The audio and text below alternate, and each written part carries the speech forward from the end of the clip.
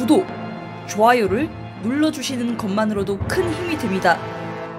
그럼 구독, 좋아요 눌러주시고 보시겠습니다. 감사합니다. 시청자 여러분 안녕하십니까. 찬성 57.5%, 반대 30.5%. 무슨 수치인지 잘 모르시겠죠. 이번에 장관 임명 후보자 중 부적격하다는 세 사람을 대통령이 임명하는 것에 대해 STI라는 여론조사 기관에서 전 국민을 상대로 여론조사한 결과입니다. 장관 후보에 오른 가기부 임혜숙, 그 다음에 해수부 박준영, 국토부 노영욱 후보에 대한 국민들 여론조사 결과는 이 여론조사 한 사람들의 2배 가까이 지금 반대를 하고 있다는 거죠. 찬성에 비해서. 그래서 이런데도 문 정권 특유의 인사몽리가 또 시작되고 있습니다. 인사몽리. 어거지를 쓴다는 거죠. 인사에서. 청문회 보고서를 14일까지 국회에서 청와대로 보내달라고 요청을 했습니다. 이 얘기는 반대를 하든 말든 문재인 3인방 장관 후보들을 임명하겠다는 노골적 의지를 보인 것이 아니겠냐 이런 생각이 듭니다. 이때까지 그래왔으니까요. 또 이와 같이 이 정권은 인사청문회에서 부적격 판정을 받은 인사를 강행한 횟수가 요번에 만약 그분들을 하게 되면은 33번인가 아마 34번인가 그렇게 된답니다. 이거는 그 노무현 정권 때 3번, 이명박 정권 때 17번, 박근혜 정권 때 10번을 합친 숫자가 30번인데요. 무려 30서너 번이니까 새 정권보다 합친 게 이번 한 정권에서 아직까지 1년 가까이 10개월 남았는데 이렇게 된다는 거죠. 참 그래서 제가 인사몽리라고 얘기를 해도 괜찮겠다 이런 생각이 듭니다.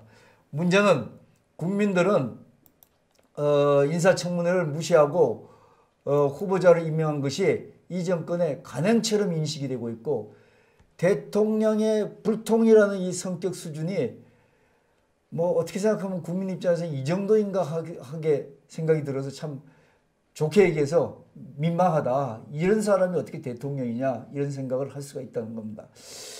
그래서 이번에 4월 7일 보궐선거에서 국민들은 성남 민심으로 이 정권을 단호하게 혼을 내줬지 않습니까?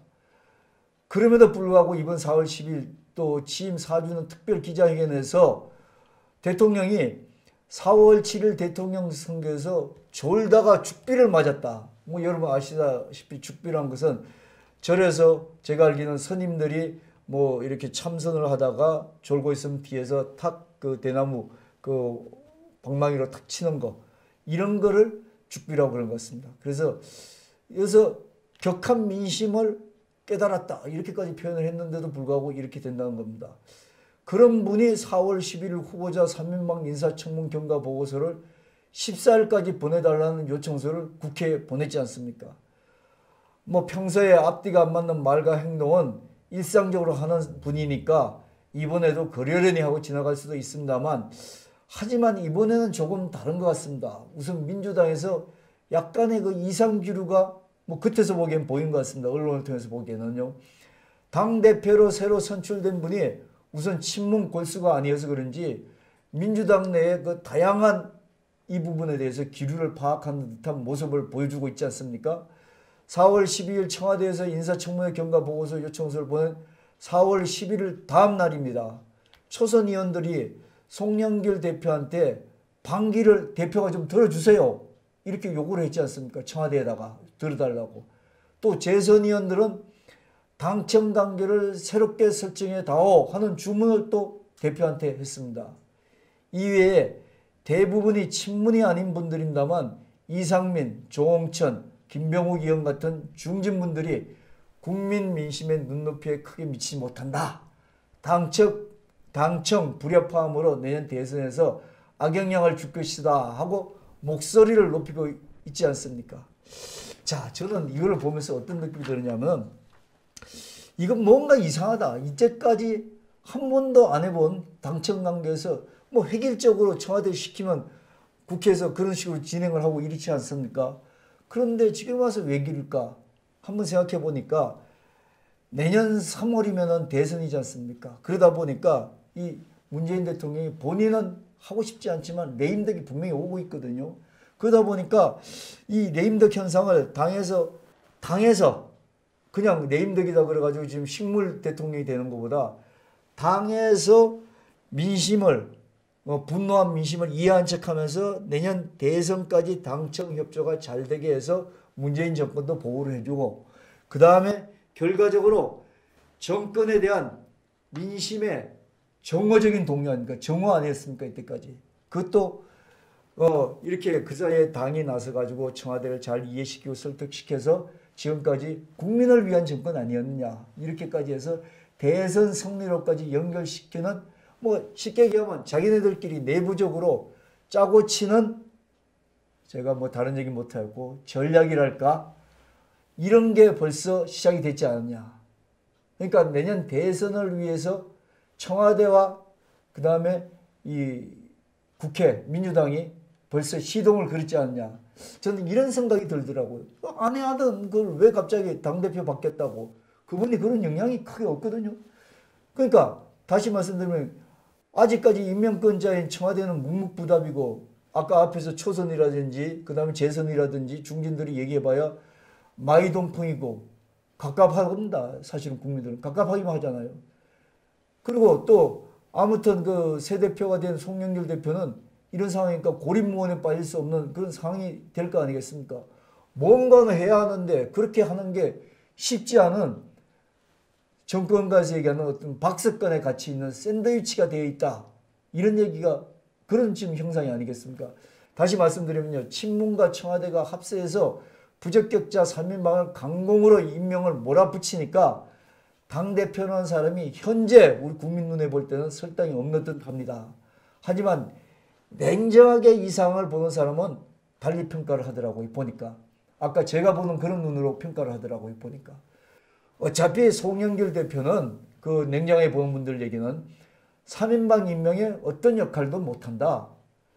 그나마 고개를 드는 초재선 의원들 몇 명과 비문 몇 사람이 민심 눈높이에 맞춰 한두 사람 낙마시키게 한다고 의견을 내지만 당대표가 명확한 결론도 못 내고 우물쭈물 하는 거 지금 봐라 하면서 당대표는 있으나 마나 하다 라고 얘기를 합니다.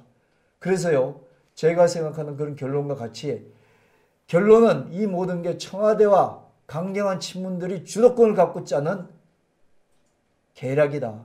전략이다. 뭐 좋게 얘기하면. 내년 대선을 위해서 어차피 레임덕 현상이 국민들한테 보여서 바보 같은 대통령으로 되지 않고 식물 대통령으로 되지 않고 지금 현재 이 청와대가 주도하면서 당을 활용해서 내년 대선까지 민심을 받아들이는 척하면서 내년 대선 승리까지 연결시켜서 자기네들의 안전을 도모하겠다. 자기네들을 앞으로 내년 대선에 자기네 정권 재탈환을 해서 자기네들이 살아남겠다.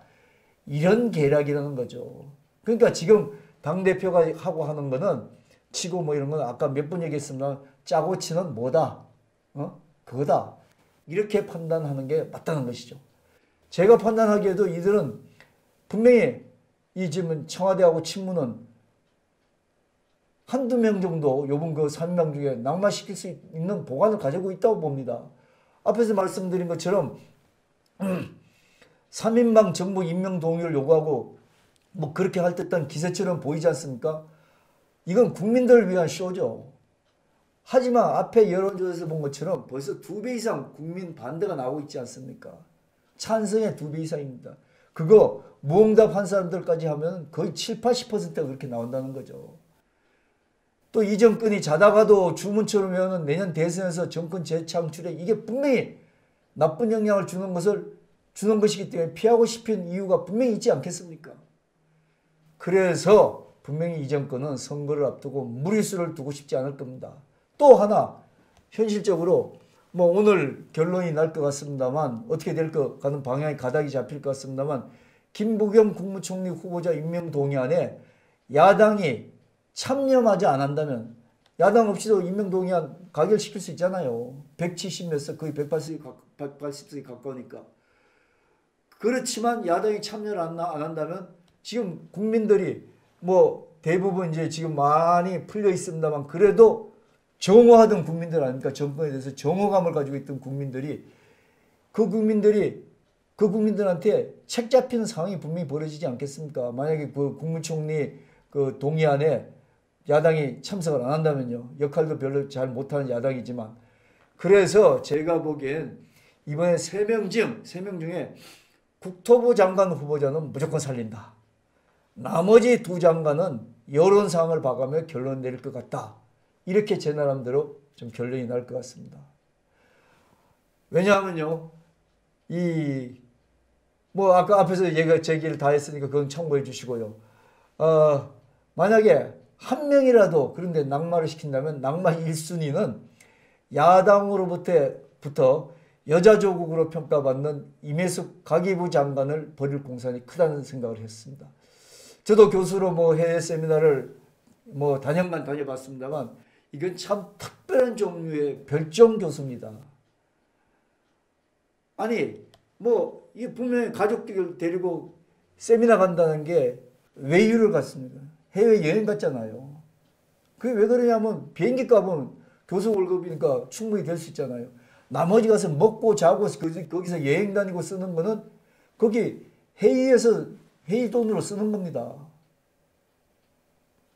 아니, 이분이 뭐 그 장관이 될 것 같지 않아서 그런지 모르겠지만 사실 이렇게 가족들을 데리고 세미나를 빙자해서 해외여행을 갔다는 것은 교수 윤리도 안 되는 사람이 국가의 녹을 먹겠다는 참 후한무치한 분이 아니겠습니까? 이분 사실은 얼마나 정말 그렇습니다. 저는 이런 분이 부모 잘 만나가지고 그 다음에 좋은 대학 나와서 해외 유학까지 갔다 와가지고 텍사스 오스틴 갔다 왔다면서요. 갔다 와가지고 거기에서 교수 하면은 이분이 사실 아는 게 뭘 얼마나 알겠습니까? 전문성이 있어야지 얼마나 알겠습니까? 아니 이런 사업 공사 구별도 못하는 이런 분이 국가의 예산을 다 집행하는 또 가계부 예산이 어마어마하게 많아요. 이런 데 가서 형평성 가지고 이전껏 얘기한 공정성을 가지고 할 수가 있겠습니까? 그걸 할 능력이 되겠습니까? 전문성, 요만한 전문성, 지식의 전문성 이런 거 그 정도 수준이면 대한민국에 헤아릴 수 없을 만큼 많은 교수들 많습니다. 뭐 제가 이 정도로 하고요. 다음 순서는요.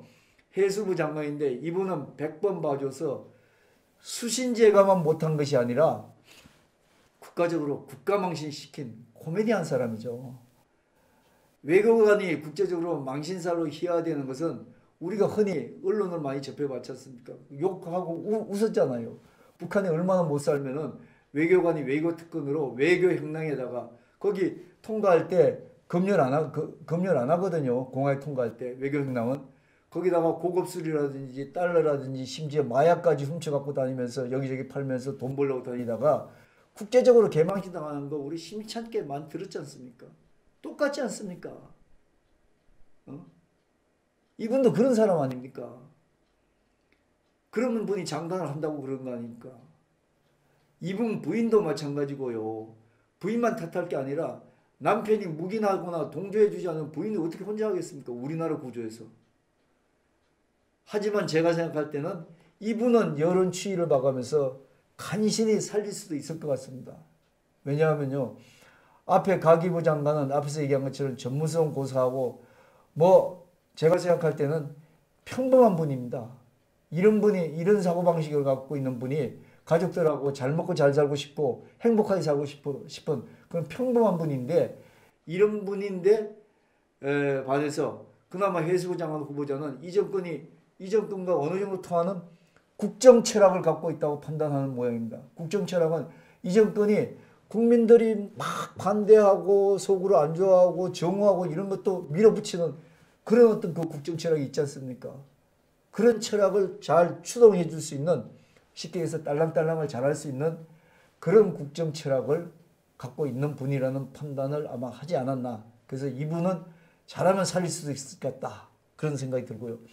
나머지 국토부 장관 이분 범법 행위를 안 했다고 계속 얘기를 합니다. 이 나라가 보면은 높은 자리에 간 사람은 대통령부터 시작해서 국회도 대표, 원내대표 야당 원내대표 하나 빼놓고는 전부 다 법 출신자입니다. 흔히 얘기하면 법으로 흥한 자 법으로 망한다고 하는 얘기가 요즘 시중에 돌고 있지 않습니까? 참 이 법만 따지는 사람들이, 그러니까 이분이 범법행위 아니라는 거죠. 이분이 그 부동산 투기를 한 게. 그러니까 그래서 살릴 수 있다 이렇게 얘기하는 아주 꼼수를 쓰고 있는 그런 거 아니겠습니까? 그렇지만 이분 분명한 것은 이 고위직 공무원을 이용해서 부동산 투자를 한 사람 아니겠습니까? 자, 보세요. 일반인들은 주택을 대출받아 가지고 또 주택을 사는 것을 갭 투자라 그래 가지고 25번 그 부동산 정책 나올 때 다 실패하면서 이런 제도는 다 막아놨어요. 그래서 우리나라가 지금 주택 문제는 적어도 사회주의 경제체제가 다 확립됐다는 얘기 아니겠습니까? 다음 순서는 토지 남았다는 거 아니겠습니까? 다음 정권에 이 정권이 가면 토지부터 건드린다는 거 아니겠습니까? 벌써부터 말 나오기 시작하잖아요. 근데 이 갭 투자를 한다고 그래가지고 많은 사람들이 대출 제한받고 거의 범법적 처리를 받고 있습니다. 그런데 이분은 공무원의 높은 지위를 이용한 관리, 관투자 한 분 아니겠습니까? 간투자. 간투자나 갭투자나 뭐가 다릅니까? 그럼에도 국토부 장관 후보자가 이 정권과 국정 철학이 앞에서 얘기한 이 정권이 마구잡이로 막 제도를 만들어 나갈 때 거기서 잘 추동을 해주고 추진해주는 그런 능력이 가장 코드가 잘 맞나 봅니다. 그래서 제가 생각할 때 여차하면 앞에 가기부, 해수부 장관 순서로 후보자를 낙마시키더라도 국토부 장관은 임명 강행을 분명히 할 겁니다. 이거는 제가 단언을 할 수가 있습니다. 왜냐하면 제가 그 사이에 여러 가지 사실관계를 볼 때 그렇지 않겠습니까? 이 국토부 장관 초대 청와대 비서실장이랑 같이 그 커피 마시는 거 이런 거 사진 언론 보도 많이 나오지 않습니까? 자기네 편 절대 낙마시킬 사람들이 아니죠, 이분이. 사실관계로 말씀을 드립니다. 그렇지만 이분에 대해서 자 보십시오. 이 지난 대통령 4주년 기념 특별 기자회견을 할 때 이 정권의 실패를 한 게 부동산 정책이라고 자인을 했으면서도 LH 사건을 한번 예를 보면 지금 보면 LH 사건을 비하하여 전국의 몇몇 조무래기 공무원들만 부동산 추기로 수사하고 구속시키지 않습니까? 시키고 또 있지 않습니까? 그러면서 이렇게 높은 사람은 그냥 봐줘.